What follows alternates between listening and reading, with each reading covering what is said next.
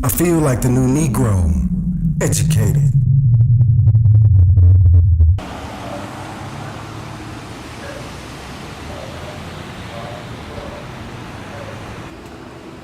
Excuse me. Yeah, Are you Roy Phillips? yeah, This your book? yeah, man. Dude. I'm Cody Hastings. I'm with What's Up OKC. Would you mind if I ask you a few questions, guys? Do a little interview? I mean, I'm kind of chilling right now, man. You know, I'm at the bookstore and stuff. You know, I don't have a lot of time. Just a few minutes, man. Questions? A few minutes. Alright. Step on up. All right, man. I appreciate it, man. Come on. Hi, this is Cody Hastings. I'm here with Roy Phillips Jr. Talk about his new book. I'm Roy, or should I call you by your controversial title of the new book? No, that's Roy will do just fine. On the back of your book, you grew up between the wealthy and the poor. Right. Can you tell me about that? What do you mean? Well, I mean, I kind of grew up in the what they call the upper ghetto. I mean, there's a lot of people don't really know that there's different levels of the ghetto. You got the city ghetto, the county ghetto, and the suburban ghetto.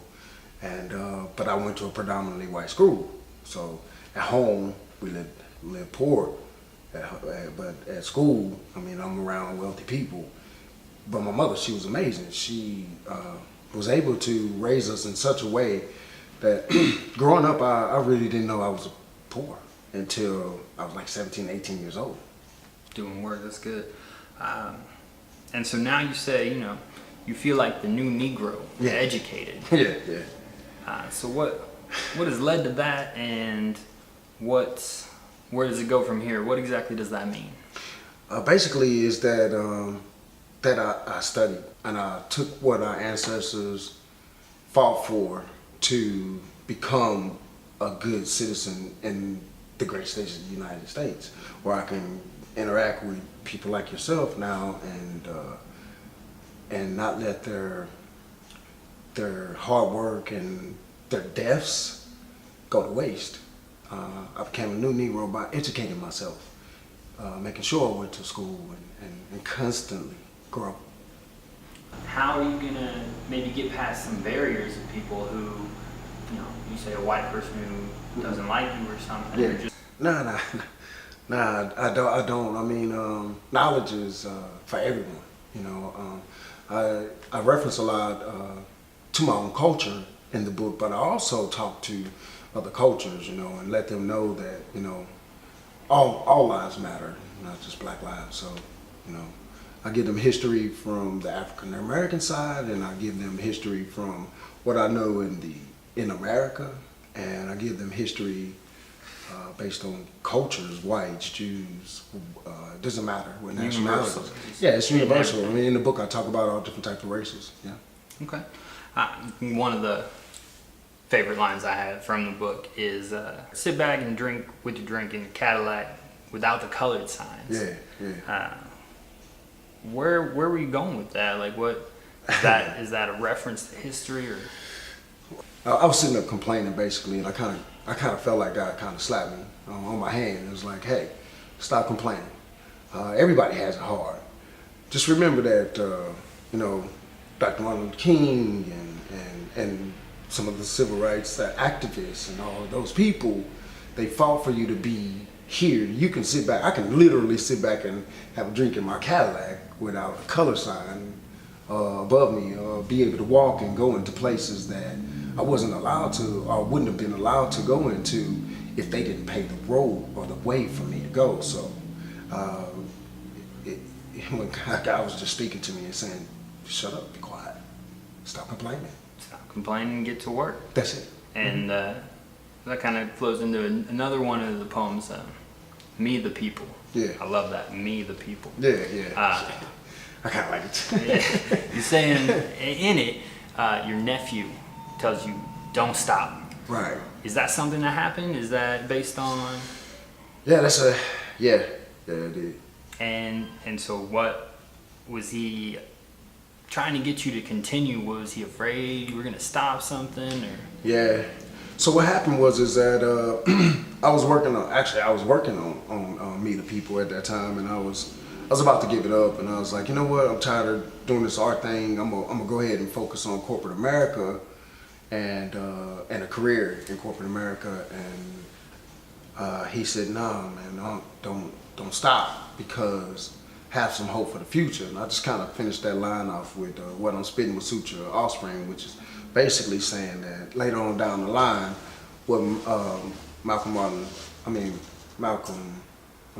Luther King was saying was that one day his dream would come true, that all little kids would play together, no matter if they were white or they were black. So I just took it and referenced it to the future.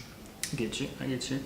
Your poems, this book, there's so much in quite a little space. Yeah. And these things are dense. You got references on references. You got history in here. And on Amazon, in the description for the book, it says it's an easy read. Yeah. Is this an easy read? There's crazy references in here, man. I heard it saw something about Arctic Tern. Yeah. I had to look it up. It's a bird. Yeah, it's a bird. Is this an easy read? I mean,